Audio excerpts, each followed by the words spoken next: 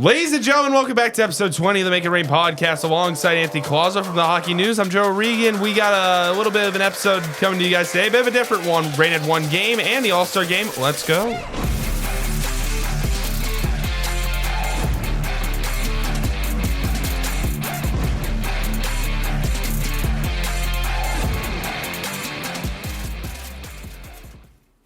Welcome back to episode 20 of the Make It Rain podcast. I'm a little bit quote unquote under the weather. You might hear some sniffles throughout the podcast. I am also just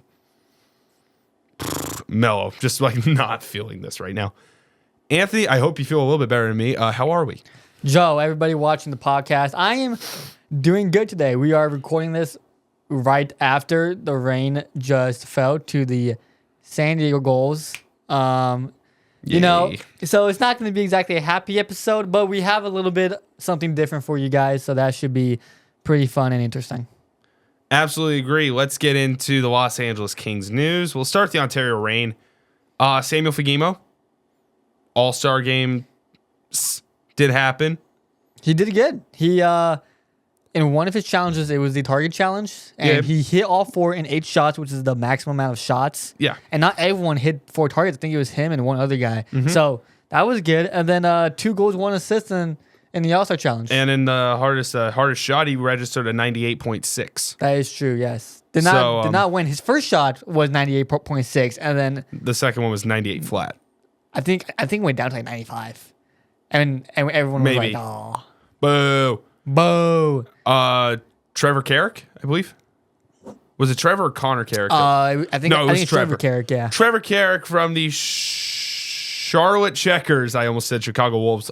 Charlotte Checkers ended up winning the hardest shot competition, shooting at 101.5.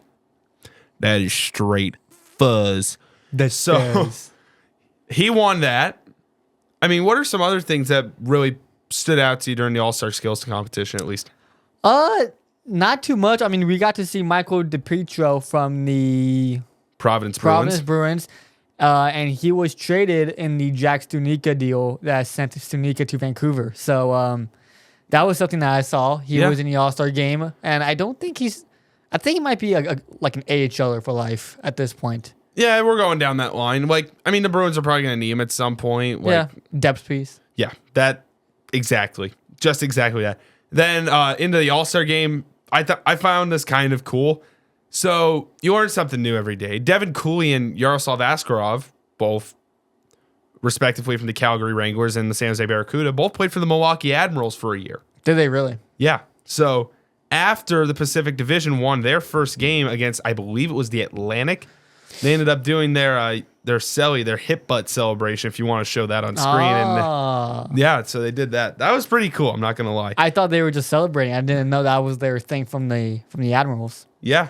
That's pretty cool. It was. And they're bringing back memories. And they're both NHLers now, no? I know Askarov is in NHL. Yeah, and I think Cooley's been up and down as of late. So, hey, Milwaukee Admirals are a goaltending farm? I usually say that about the Calgary Flames. That's the hilarious bit. Ontario Reign news. Fifi Fagemo, breakaway goal.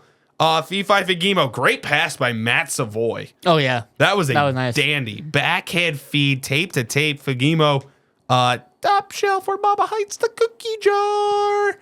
Yeah. That, and he had an assist.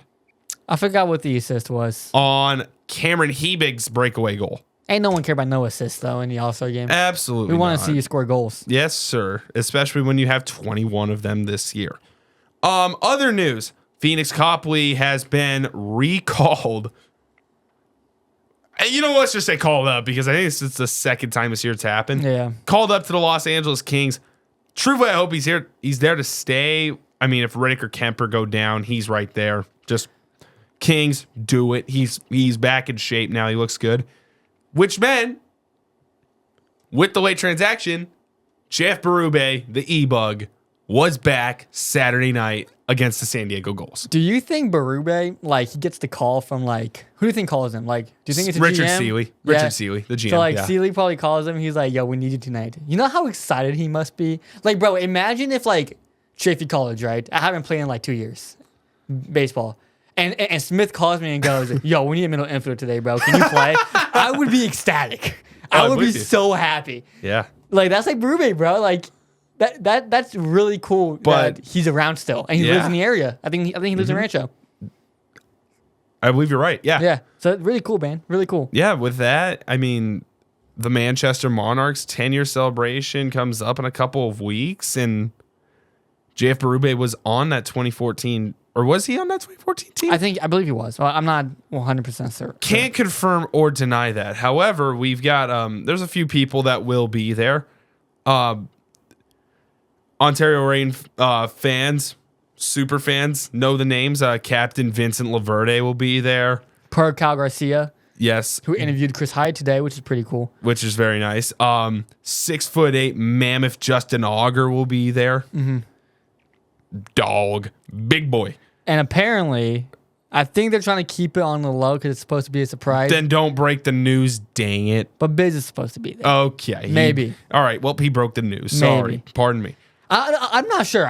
That's just reading through the tea leaves. Just give me a line one center, Andrew Crescenzi there. All right, now I'm in my bag. Welcome back to the Ontario Reign Podcast in episode 20. This is the pipeline for all things Los Angeles Kings related. We had a little bit of a prolonged intro there.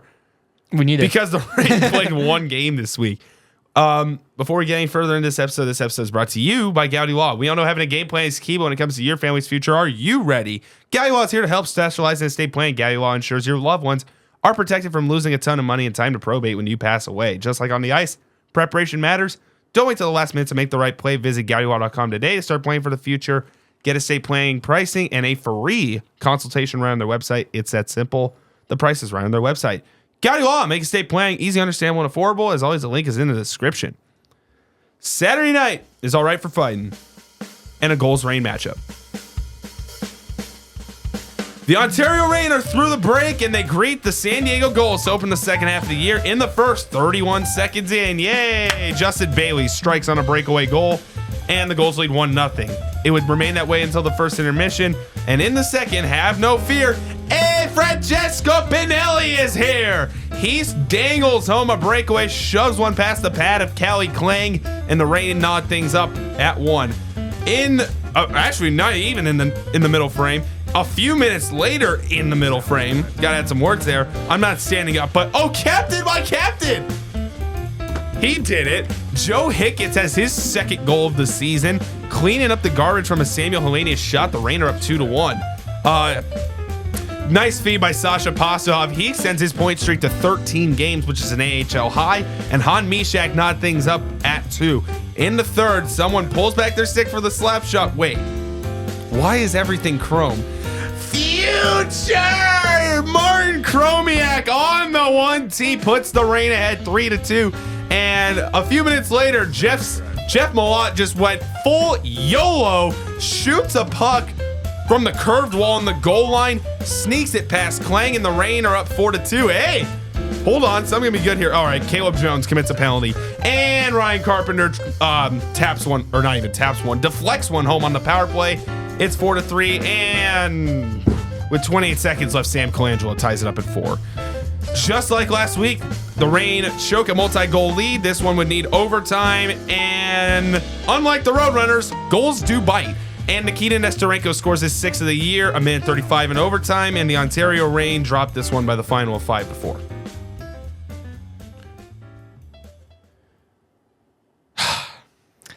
What can you say about this game? I mean, it was a packed crowd, probably the most packed crowd we have had at the arena, other than Teddy Bear Toss night. And that's saying something because weekend Reign Firebirds games always turn out to be some of the most packed games of the year. And this one, I mean, 90 to 95% capacity in the arena. You cannot find more than 4 or 5 seats. Once again, without being like empty. There was people everywhere. All right, now when we bash into the Toyota Arena crowd, Toyota Arena, seriously, why are we closing the biggest lot that is still open in Toyota Arena? Yo, you cannot close to, I understand they're doing construction, but they also close lot C, and it's like, what? Why? Dude, really? that is bull. I'm not going That any is further. bull. That is bull. Like, straight up. That's horrible. You can't do... Like, You can't do that. you can't do that. The Ontario... Yeah, congratulations, Toyota Arena. You're part of another rant. Good job. Good job. Mini rant. Great job. Make it rant. Yo, at the end of the year, we need to put together like a top 5 Joe rants. I've had a couple in the past few weeks, and I'm about to have another one today. First period, 31 seconds in, Justin Bailey, NHL journeyman, now down at the San Diego Gulls. Nice turnover by Angus Booth, and there Taylor he Ward. is. Oh, Taylor Ward. I got my 24 and 34 confused. Yeah, and there he is, just coasting his way all the way back. All right, now I don't sound sick. There he is, just coasting his way back, and the Ontario Reign go down 1-0, and that's what happens when you don't finish your check, kids. Great job. Second period, great move by Pinelli to enter the zone. Tyler Madden feeds it right back. Pinelli originally shoves this into Callie Klang's pad, and then he's just like, ooh, puck on goal line. Whack, whack, whack, goal. Whack, whack, whack, whack, whack, whack. It's like whack-a-mole. Pew, pew, pew, pew. Goal. 1-1. Reign get back on top. Samuel Hellenius shot from the circle, cleaned up in front by Joe Hicketts. He does his lunging one knee, boom, Selly. Very easy to miss this, and I see you missed it too. I thought I tweeted out that it was off the rebound, but Did this hit Hellenius somebody? shoots, and Pinelli kicks it out to Joe Hicketts. Oh, Very he nice did. awareness from Pinelli there. So not only did he score a goal, he That's gets an hockey assist sense. too. Yeah, great That's hockey hockey sense sense. from Pinelli. Yep, gets himself a primary assist on that. Joe Hicketts' his second goal of the year, and the Reign are up 2-1. Sasha Postahov, great pass. And Han Mishak puts it away for his 12th goal of the year. This extends Sasha Postahov, as I mentioned in the recap, extends his point streak to 13 games, which leads the American Hockey League. That's pretty crazy. That is impressive. Very impressive. Very impressive. His 19th assist on the year. I don't know how many points he has. I'll pull that up later. Third period, off the rush, Martin Chromiak doesn't even get all of this puck and one tees it right past Callie Klang. Are we starting to see Martin Chromiak turn the corner? I sure hope so, man. Maybe we talk about him a little bit later in this episode. Oh, here comes the weird one. And here is another candidate for quote unquote goal of the year. Jeff Malott just throws this puck. This is below the circle. I mean, he just throws this on, and I mean, how did he beat Callie Klang by that? I think Callie Klang was trying to hug the post, and I don't know what happened. From my angle, it looked like it hit the top of his shoulder where there's a little bit of a gap. It looks like it didn't, though. It looks like it just hit like his front hip. I have no idea how that puck went in. But Callie Klang was on one all game. I think in the second period, the statistic from Paige Capistrand in the postgame interview was they outshot the goals 21-4 in the second period. 21 shots is the most the Reign have registered in a period this year, by the way. There you go. Record on the year, which is crazy. Thank you for that, because I did not know that. 21-4 in the second period alone. They entered the third period. I think they were up 29-11, I believe it was, entering the third period. So Correct. Callie Klang was on one all game. He played really well. The goals let them out to dry a lot, and Klang Absolutely. was saving them. And when that goal went in, it was a shocker. This goal was a shocker. It was kind of like hey, we got one. Yeah, man. Like he's inevitable almost in a way. And then Caleb Jones, really, really, really bad boarding penalty. That's just a play you do not have to make at the stage of the game you are in. Yep. Allows the goals to not only just be on the 5-on-4 power play, but they pull Callie Klang. Now it's a 6-on-4. And this one gets out high to Ducks prospect, quote unquote, Tristan Luno.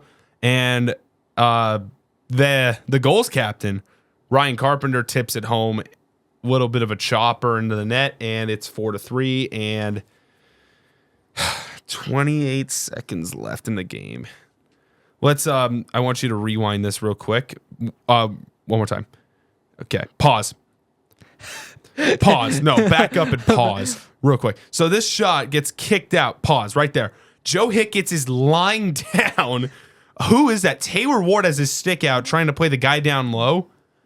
And that is 12. And Justin Bailey is just like, oh, hello there. And then Jack Studnicka is covering Bailey. He tries to like whack down and like, I don't know, slash him, try to prevent the stick from getting across. This pass gets across perfectly. And AHL All-Star, goals All-Star, Sam Colangelo, with his 16th goal of the year, has sent this one to overtime. And in overtime, it's Nikita Nesterenko beating Portillo. Sounds all too familiar this year. By the glove. And the goals steal 2 points in Ontario. I know Portillo's stat line doesn't always tell the full story. Tonight it did. But tonight, I mean, I don't even want to be so harsh and say that it fully did. But you that overtime goal you have to save. You cannot let that go by, especially in overtime. And Portillo is sneakily becoming, quietly, I should say, not sneakily becoming, quietly is having a really bad slump. Yeah. I mean, Eric Portillo really stops. Like, once we were talking about this at the start of the year, like, Eric Portillo is really good at saving the initial shot. This past month and a half, Eric Portillo has been awful at stopping the initial shot. Yeah. And I mean, that's really been an instance when you can't stop the initial shot, but then when you do stop the initial shot, you're getting wacko rebounds. Like your pads are trampolines. Like, and that's a great that doesn't point. play. That is something that the Kings and especially Adam Brown is working on with him. And there's one more thing. We sound like a broken record Last when year, saying that. they talked about how they want him to keep him quiet in the crease. Portillo's 6'5". Now, is he skinny? Yes, but you're a goalie. You got pads. It makes you big, right? 6'5". You can cover the net. You don't have to be all erratic in there. If we go back to the first goal, and this has been happening to Portillo a lot in recent games, he's biting really, really hard on either fake shots or just like any type of deke. Initial look. Yeah, he's just biting really hard. He goes in and he's sprawling. Yeah. And it's like, you can't do that as a professional goalie. That's something I'm doing in show. You know what I'm saying? True. So, yeah, it's like you said, the initial look, the first deke, he's all over the place. He's sprawling. He's not staying quiet. And it's really biting him right now in the butt. And I mean, that's something that Adam Brown's going to work on with him. And I hope it fixes itself out. However, you've got to realize this. We're now a year and a half into the Eric Portillo Ontario Reign tenure. He's had one game with the LA Kings, so that's cool. But we're a year and a half into this now, and people are starting to get film on Eric Portillo. People are starting to see this more and more and more of him. Good point.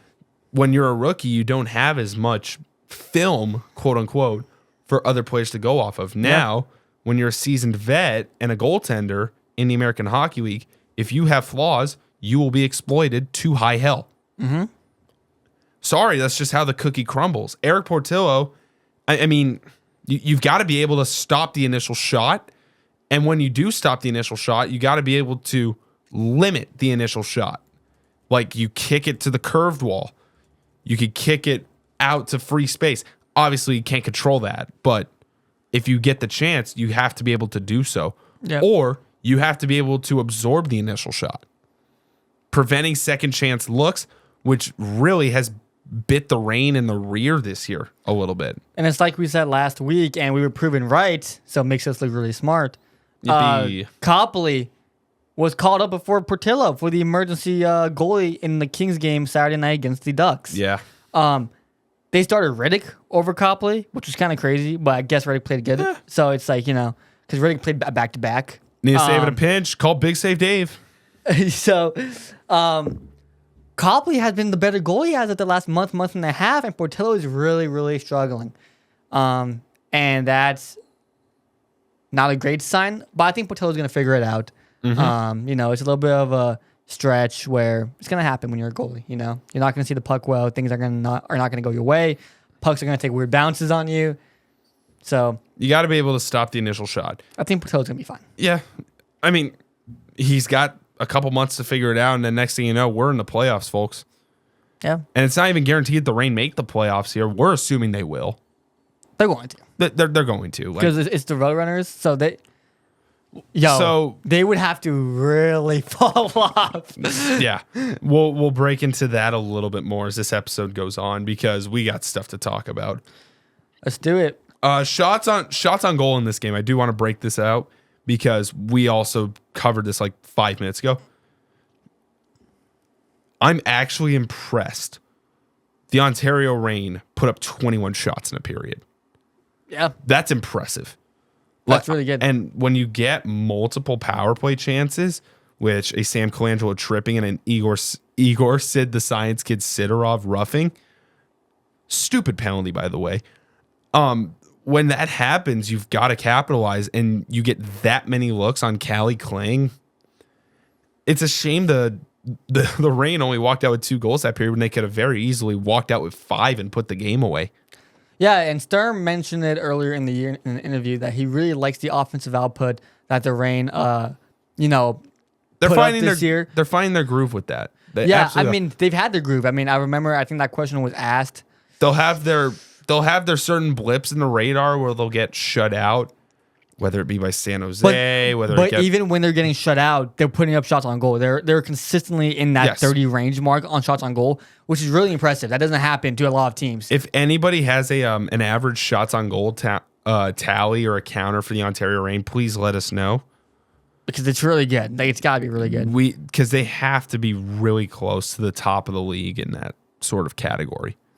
Like, they have to be really good with that. How does AHO have, like...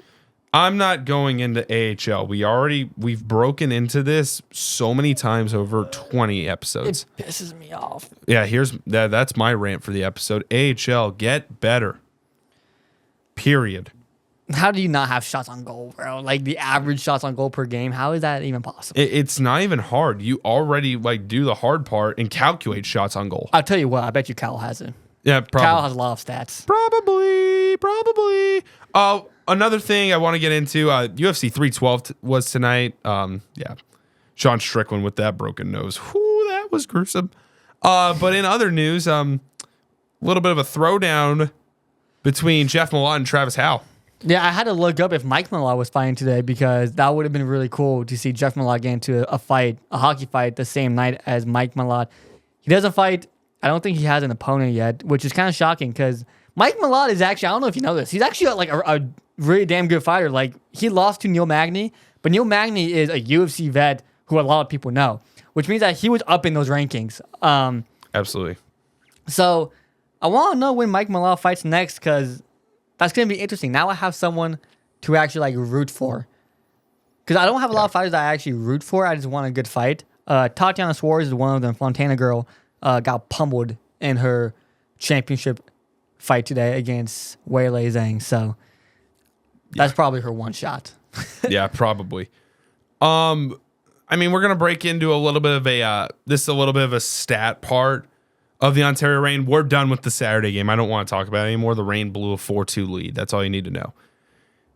Stat wise, we've gotten some stuff. We've talked about a lot how Jack Studnicka has really been sort of like the glue that puts the Ontario Reign middle 6 lines together. Yeah, let's do this. Rain weather report, and then we'll bring this into. Yeah, you know what? Let's do what that. we want to talk yeah, about. Go right ahead. So, the rain weather report, we're going to break this up a little bit differently. For like the 5th time, shout out Kyle Garcia for the idea on this. We're going to do so far to the first half and one game of this year, the 3 best players on the Ontario Reign and the 3 players that really need to step it up if they want something to do. Yes. Boo! I just want to use it. Okay, cool. Good for you. So the Reign's 3 best players. I mean, you can start with the first one. Who is it? Well, do you want to talk? I mean, you were talking about Studnicka. I was going to put him there. So if you want to talk about Studnicka, Yeah, go ahead. well, I'm going to do Jack Studnicka second because I do want to get Glenn Gaudin in here first. You want Godin here? You talk. How about this? You talk about Godin because I wrote an article about Studnicka yesterday. There you go. which go check it out if you haven't yet on the Hockey News. So you can take Glenn Godden. I'll take Stunica. Yeah, Glenn Godden. So the Reign have played 43 games this year. Glenn Godden has appeared in all 43 of them. He has 14 goals and 26 assists for 40 points this year. Yeah. That is awesome. And he's rocking a plus 13 on the Ontario Reign. That It's awesome. is awesome. So that he's accumulated 34 penalty minutes. There's a misconduct in there somewhere, I'm pretty sure. 2 power play goals, 2 shorthand goals, 3 game winning goals. And he's 3 for 3 in shootout attempts this year. Really? In his usual move of show a video, like a random one, like him in Coachella Valley or something. Start right, come back, toe drag, pull it back, and beat whoever by the blocker. Assuming it's a left-hand catching goalie. And if it's a right-hand catching goalie, by the glove. Yes. Which usually doesn't happen that often. Unless you're Yaroslav Askarov. That's like the only one I thought of. Or Karel Vermelka or Charlie Lindgren. Those are the other Is that two the only one you thought of? The only one? I thought of. Yeah, so Glenn Godden's having himself a heck of a year. He's his shot percentage is 13.5%, which is a little bit low. Not gonna lie to you. Yo, Godden has been really sitting on that 100 goal mark for a long He's at 99 time goals now. still. He's still at 99 goals. It's the hardest one to get, man. Yeah. It's those milestone goals. It's Goals, the bro. milestone goals that just kick you in the rear sometimes, man. Just can't lie to you there. 13.5 shot percentage this year, which is a career high at this rate, which would put him on pace for 27 goals this year. Or not. Oh my God, that was so wrong. Actually, I thought on NHL terms for a moment. My bad. This would put him on pace actually for 23 goals this year. Yeah, 4 goals is a very big difference, believe it or not. Game by game for Glenn Godden, these past few games, hasn't scored. Has not scored since Calgary. Yeah, he's been sitting on that 100 goal mark for a long He time. has had 99 career American Hockey League goals since January 19th. This episode's coming out on February 10th. He hasn't scored in almost a month. And he had a couple good chances in this game. I believe he had like a breakaway. He had a couple breakaways. Cali Klang robbed him. of Save 100. by Clang! Save by Clang! Yeah, that's brutal for Glenn Godden. Absolutely. Yes. In these past 1, 2, 3, 4, 5, 6, 7 games, Glenn Godden has 3 assists and 3 points. If you want to put him at the 0% this past month, you can go right ahead and do that. Like put him in detention, put him in timeout or something. But overall this year, Glenn Godden has been so good that I can't deny the fact that he's just like a dog. So He's been good. yeah, he's doing very good. Another point that you want to break into. Jack Stunica. Jack Stunica. I've been a Stunica believer since day one. Even when he wasn't scoring that much, I was still Even when I put him at 0%. yeah, I was like, man, Stunica, man, he's a dog. I'm telling you. Yeah. Takes time. So I wrote an article on the Hockey News. Go check it out if you haven't yet. It came out yesterday on Sunday. Link is and in the description potentially. I don't want to spoil the whole premise of the article because I want you guys to go read it. But basically, I argued that Stunica is an option, which right now is not really an issue, but it was a big issue when the Kings weren't scoring like 2 weeks ago. But now they've a scoring machine. Now Saturday night, though, against the Ducks. Oh my God. But Stunica has really elevated the players around him. And I have a stat from the article that I found, and I'm going to share it with you guys, but you guys have to read the article by yourselves, please. It's a lot deeper than just these stats. So, Certainly. Marco Stern made a move last month, January 10th, against the Iowa Wild. For almost the entire year prior to that, Stunica was on a line with Agimo and whoever they would throw on right wing. It was Tyler Madden for a little while. They would throw Sean Madden. Element. Yeah. They would just switch it up on the right wing, right? It was never Element. Element's a left winger. I think Element played left wing with Stunica a little bit. But Yes. yeah, so He did get a couple second line minutes when Hudon was gone at the Stanley Exactly. Cup. Yes. and so Stern made a move that at the time I didn't agree with. he basically moved Stunica down. He brought Pinelli up, and so basically the lines were it was Fagemo, Pinelli, Chromiak, and then it was Lee when he came back down to the Reign. Lee, Stunica, Taylor Ward. Now, when I first saw that, I was like, why is Stunica on a line with Angeli and Taylor Ward? That makes no sense, right? They don't score, and Stunica is a really, really fast player. And I'm like, I don't like that. That's like putting Connor McDavid with, like, I don't know. I'm trying to think of a player on, like, the Rangers. Like a Johnny Brodzinski. It just doesn't make sense. Say why. Who are you trying to pair McDavid with? Stunica. What? Or no. Who are you trying to like compare this with? Like two guys that can't score? Or Yeah. It's like putting Connor McDavid. This wouldn't work the past week, but it's trying to like put him with Evander Kane and Corey Perry. It doesn't work. Yeah, it's like why? Why would you do that? You gotta put him with Draisaitl. You have to right? You have to compliment him. Yeah, Draisaitl would definitely work. Zach Hyman is my preferable answer on and that. The Hyman. So Stunica and Fagemo were rocking, right? And it's like that. And why would you make that move? And after the game, they lost like 5-0 in that game. Boy. So that was like made me even more mad. But since Sturm made that move where he moved Stunica down and like Pinelli up and stuff, Taylor Ward has 5 goals and 2 assists in 12 games played since that move. Ward, prior to that move, in 26 games played, had 3 goals and 7 assists. So obviously, Ward is scoring at a much higher rate with Stunica prior to without Stunica. Now, is that a coincidence? Maybe. We'll take a look at Fagemo's stats. In 30 games with Stunica, Fagemo had 19 goals, and 7 assists. Oh my God. When he's on the same line. Without him, he has 2 goals and 2 assists In 12 games. in 13 games, actually. 13 now, yes. Yeah, now it's 13 games. Yeah. So all of these goals upped them by 1, because I wrote this before Yes. the game on Saturday night, which we're recording on Saturday night. Yes. So, like, that's just a statement that needs to be made. Jack Stunica does make the guys around him better. Yeah. And I have continued to believe For that. the love of God, put him on the power play 1 unit. The issue with that is that Godin is such a good face-off winner that you kind of have to put you have to put Godin on power play 1 just for his face-off to win in the offensive zone. But that's why when they get out of the zone, they have so much trouble getting back in. So it's like, is it worth having Godin win the face-off, or do you just try to chances with Stunica? Or do you take chances, get messy, and run 5 forwards? You could and take Riley Walsh out. Yeah. I mean, I wouldn't mind that. I don't think Walsh should even be on that power play 1. If he's any defenseman, throw Caleb Jones out there Yes. on power play 1. He's on the power play 2 unit as Yeah. well. So, well, a little flip-flop could work there as well.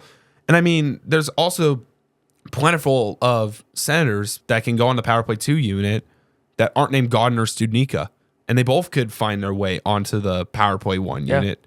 Like the Reign can run their usual 1-3-1 setup with, you can have Godin as the bumper in the middle, you can have Studnicka down low, and you can have Fagemo Hudon marking the circles, and then you have your defenseman, preferably Caleb Jones, up high. Yeah, I like that. And with that knocks Jeff Malott down to the power play 2. And I wouldn't even and I'd make the argument right now that Martin Chromiak's already a good enough skater to where if they lose the zone, we're not worried about it. Yeah, I totally agree with that. Martin Chromiak is a good skater. You have 3 really good skaters on the power play. You have 4. You have Caleb Jones, who is really quick as a defenseman. He has really been shocking. Caleb Jones is the AHL's finest for creating space on the blue line. Yes, as a defenseman. He looks like Lane Hudson from the Montreal Canadiens when he's creating space. Eyes up, making it happen. And then you have Jack Stunica. Yep. Then you have Martin Chromiak, as you said. And then you have Pinelli. Yeah. And then to round it out, you have Andre Lee on the power play too. Yeah. And Pinelli's more so of that the power skater. Yeah, and if you don't need it. You don't have a great shooter. Yeah. Which you have 2 good shooters in Fagemo and Hudon on the power play 1, but you don't have a guy bringing the puck into the zone.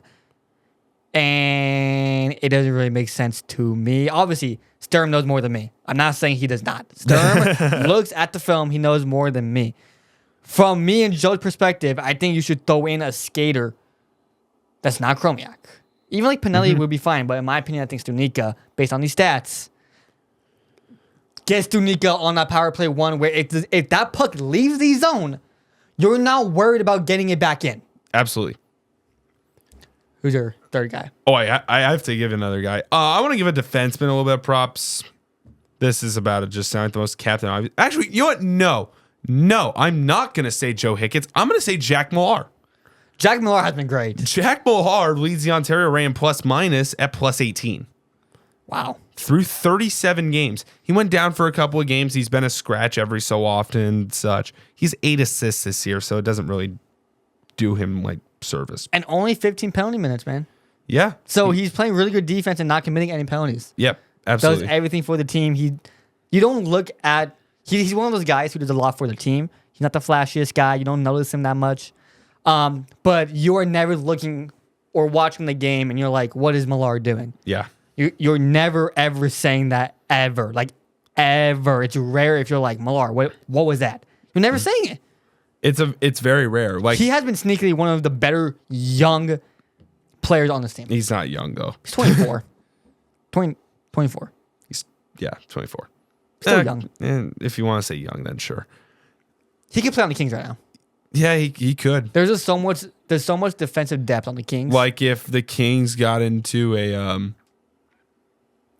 a team disaster, like I don't want to say a bus crash, but a bus crash, Jack Millar's there. Whoa! I just went completely overboard on that one. I just went overboard on that one. But if you want to do that, Jack Millar is a very suitable guy. Like Angus Booth is also a suitable guy. Joe Hicketts is a very suitable guy for the job. Like, yeah, this team, like the defensive core, the Ontario Reign does not suck. Not at all. Except for the person I'm going to put on here that is part of the 3 players that need to improve. And his name, you might know him as Riley Walsh. Ever heard of him? Here, we'll go one player. We'll go one player. And we don't want to throw anyone under the bus, but we're getting deep into this podcast. So we'll go one player who needs to improve. Now, I'm not going to accept Riley Walsh. Here's why. Riley Walsh is straight up, no offense, just bad. Right? Like, he's just been bad this year. Let's go with a player who just needs to improve their game. Maybe they're not the worst player on the team, but you watch him and you're just like, okay, this team can make a Calder Cup if he steps up. Yes. Like, if he can become like a Jack Stunica, this team is going to make it all the way. Who are you saying? You and I are going to be on the same page. We should both say our answers on 3. 1, 2, 3. Martin Chromiak. Boom. On cue. Yeah. Martin Chromiak this year, -6 in the plus-minus department. However, forwards-wise, I could honestly not give a rat's about the plus-minus unless you're on the ice for a very long time because Samuel Fagemo has a -7, and I'm going to immediately devalue that in the forward department. Thank you. Martin Chromiak this year, 8 goals and 12 assists in 42 games for 20 points. 8 penalty minutes, so you don't find him in the penalty box ever. 2 power play goals. Had an absolute dandy of a one-timer this past Saturday against the Goals. He didn't even get all of the shot either. He kind of he actually got the top of the puck, but he shot it hard enough that it just went in. So hey, I'm not complaining. Chromiak is another guy I wrote an article on called Martin Chromiak has struggled to take the next step at the AHL level. Like, you've made the comment so many times about so many people in your the hockey news bubble that are like, is Martin Chromiak still here? Yes, When's Martin Chromiak going to make that jump? That is probably the most common question I get asked as people who, I guess, trust me with the Ontario Reign. That's it's like, is Martin Chromiak still in the Reign? Yes. And that's a question I've genuinely gotten asked, and it's like, yeah. Yeah, it's his but 4th he's year. Quiet. It's his 4th year at the It is Ontario his 4th Reign. year, and he's still only 22 years old, so he can really make an impact. He's 22? Wait, what? He's 22. So, Martin Chromiak. Oh, wow, I did not know that. Martin Chromiak is a guy who has more talent than anybody on the Reign. He is so unbelievably fast. He is so unbelievably quick.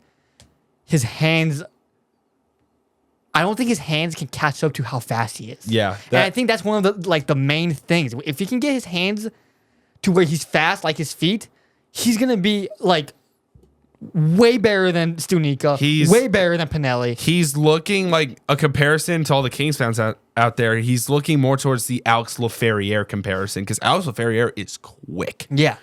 And Reign legend for one game, by the way.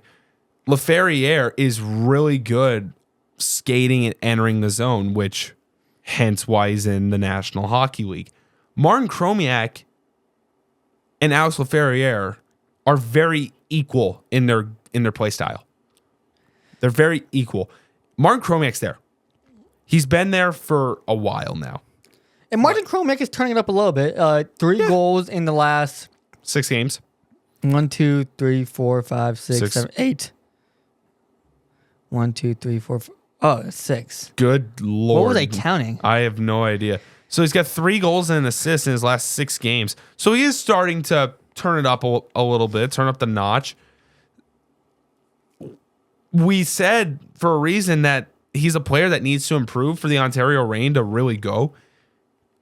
Could you imagine if what Martin Chromiak would be on that third line with Andre Lee and Francesco Pinelli?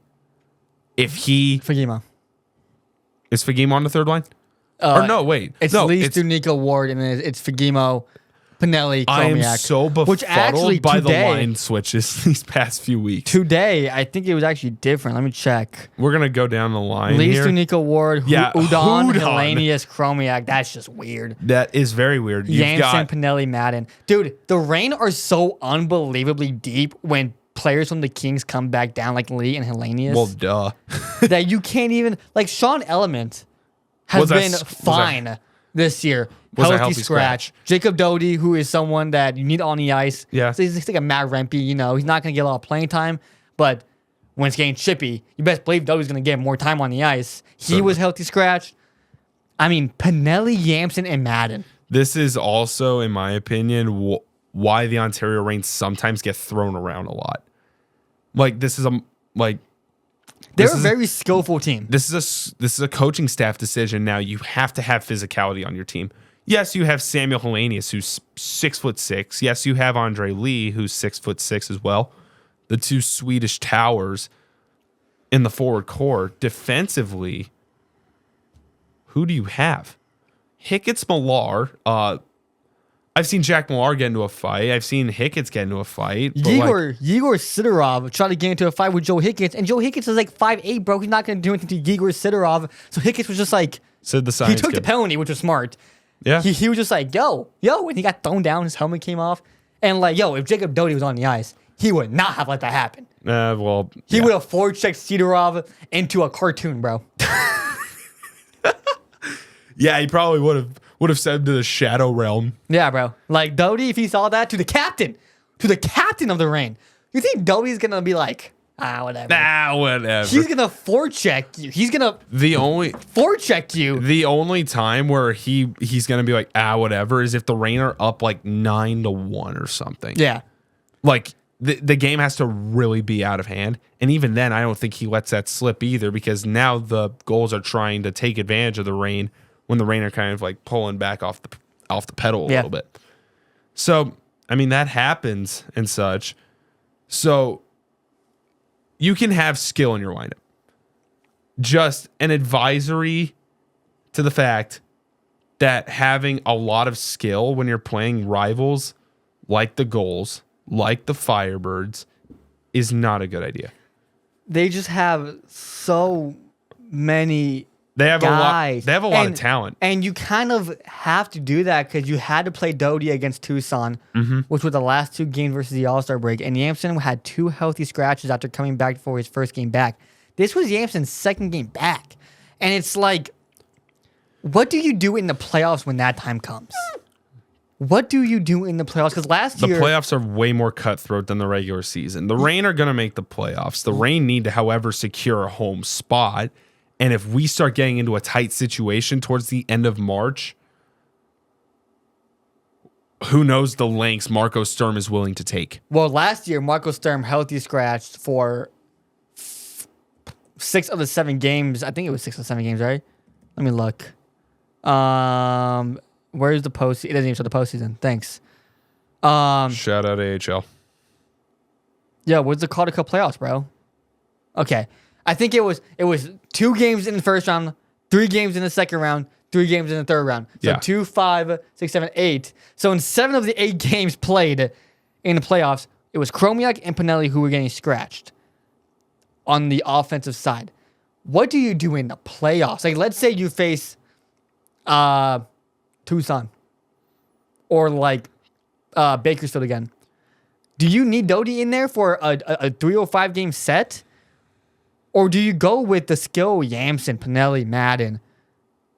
Like, It depends on the situation. Like if the Ontario Reign really haven't had much chippiness, and also these skill guys, once you get to the playoffs, you're gonna have to learn to be chippy, and you're gonna have to learn to finish checks because, dang it, it's the playoffs. This isn't some throwaway game up in Rochester. we also have the trade deadline. Yes, So we'll see what happens there. That is to come, and we will see if the Ontario Reign lose players because the Kings are gonna buy and go for a Stanley Cup this year. You know who I think is going to... They look really good this year, by the way. They look okay. The Kings? Look Yeah. okay. Above average. You know who I think... My hot take for a guy who's going to go. Atu Yamson. How old is Atu Yamson? Is he 19 or 20? No, he's older than that. He's been up there for me. He's 22. 22. Yeah. There was a bunch of hype around him coming out of training camp. I think they hyped him up to trade him. Maybe. I would not doubt that whatsoever. The good old New York Yankees. Yeah. So, good joke. Yeah, that's definitely a person I could see being traded. Another person I could probably see getting traded. Now, this is a really big stretch.